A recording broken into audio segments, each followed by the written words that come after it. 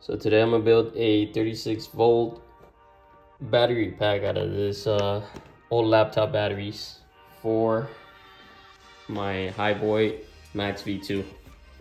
So I usually get around maybe like 10-12 miles of range before the battery dies out, and I figure why not just build another battery pack and extend the longer range. I use it to commute to work, so I do need a little extra range.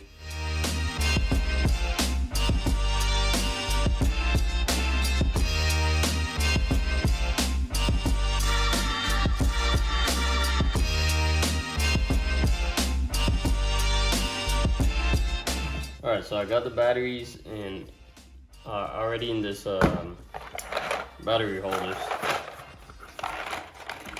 Or like just little things so you could just put them in and hold them, and they actually leave a pretty good space between all the cells, so in case of any they don't touch or anything.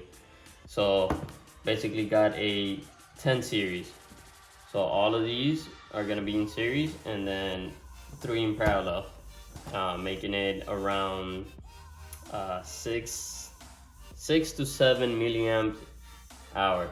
No, I'm sorry, 6 to 7 amp hour battery pack, 36 volt. Now I'm just basically gonna solder them, all this in series and all this in parallel, and then put a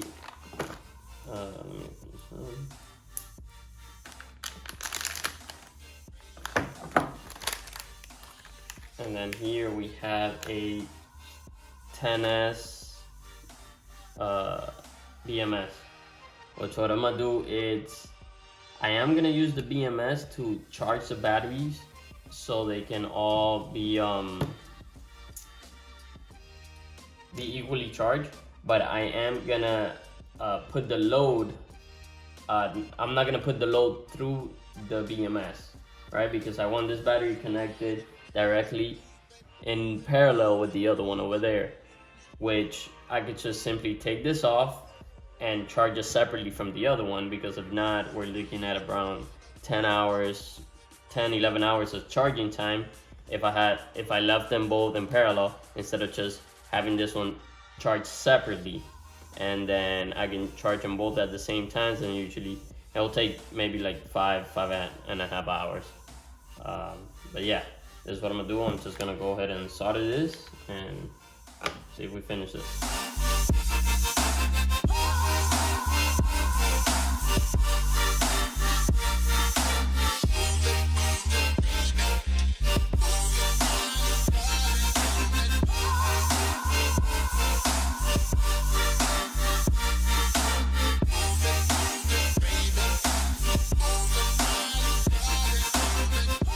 This is the finished battery.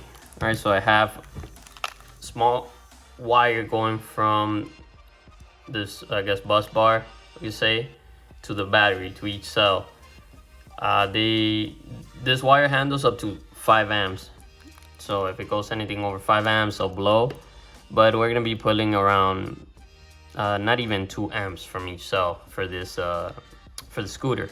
So that works perfectly fine. I also wired in the BMS, which I had. This will be the charging cable, which goes the negative over here to the BMS, and the positive goes directly to the positive lead of the battery. I also added the load cables that will go directly, they don't go through the BMS, because this is gonna go directly connected in parallel with the other battery. These cables right here from the BMS, they go on every of the series connection. So that we got over here the negative, all the other ones on the series connections. I just need to wrap it up. I don't have heat shrink yet, but I'm waiting on that to get here. Get it all put the heat shrink on, get it all set, and all that I have left. Oh, gotta add a bit of Captain tape just to protect all this this wiring, so nothing shorts. We have 41. Okay, it's a little low because I had connected it already to the scooter just to test it out. Now that the original battery is exposed here, So I see the BMS, I see the most negative and the most positive, and I could just give it a quick check using the multimeter here.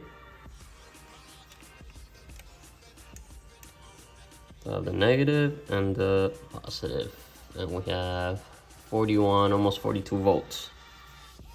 So in these 2 points is where I'm gonna put the other cables that are gonna run parallel to the other battery, and it's gonna use this BMS to discharge basically both battery packs at the same time, but I'll be able to disconnect to charge them both separately. So I have the scooter opened up where the controller and the original battery goes, because I have them ready to, I want to have everything connected already. But this controller right here, so one of these LED lights, they go here on the side, and it seems like it's shorted out right there. So the controller actually, it won't turn off the scooter. So the power will constantly stay on even though the display will be off and all. So what I did is I connected a cable directly, the power cables from the controller directly coming out to the outside of the scooter, so I can disconnect it every time I was done using it. But I'm gonna have to think of a way to rewire this where I can have the original battery sit in this spot, have a connection. This cable actually will go outside so it could connect parallel with the other battery pack, and somehow bring out the cables for the battery so I can be able to disconnect them. So I could disconnect the take away power from the controller until I could get a replacement, because I was not able to find one online. What I'm gonna do is just, for now, disconnect the battery from the controller every time I'm done, so the power won't stay on.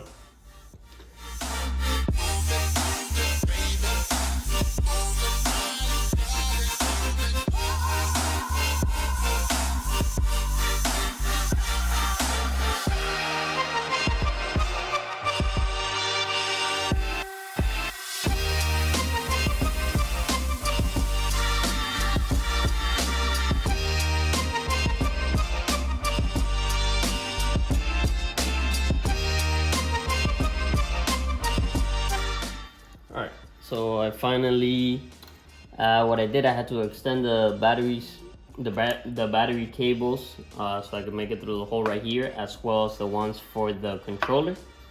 So basically, that's pretty much it, as in the connection for the battery and the controller. So test it out right now.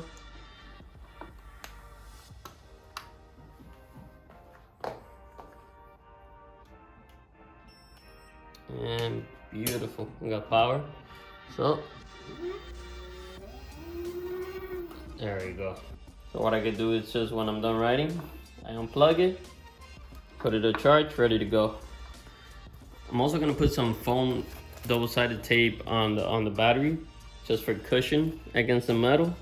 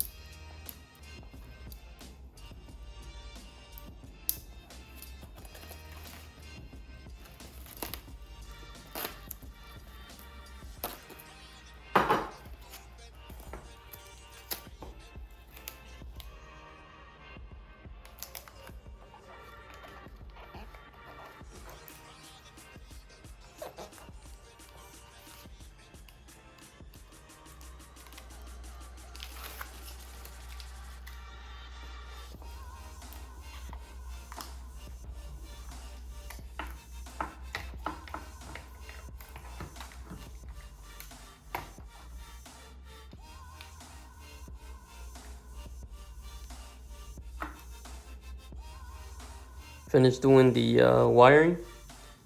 So this is basically an extension just for the other battery over here.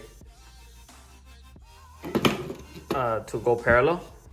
So this one will just go outside and mount it somewhere on the steering column.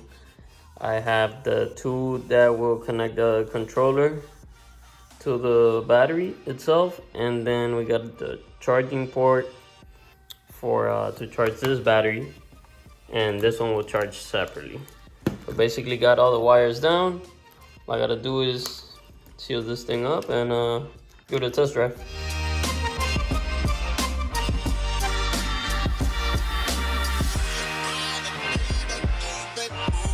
Once the heat shrink gets here, I'm gonna buy a small bag, make it look a little better. It could definitely look a little cleaner down here as well, but since the controller it's messed up, it's gonna have to do for now until I can maybe find a controller or maybe get a whole kit. But for now, it looks, you know, it doesn't look so bad. As long as it functions well, that's all that really matters to me. The charger right here. This will be connected parallel with the other battery. Connect the controller and basically it. Now all that's left is to take it out, test it, see how much range I actually get on a full charge with both batteries connected in parallel. And that's pretty much it. If anyone has any questions, I'll try to answer it down on the comment section. And I will also leave a parts list down in the description.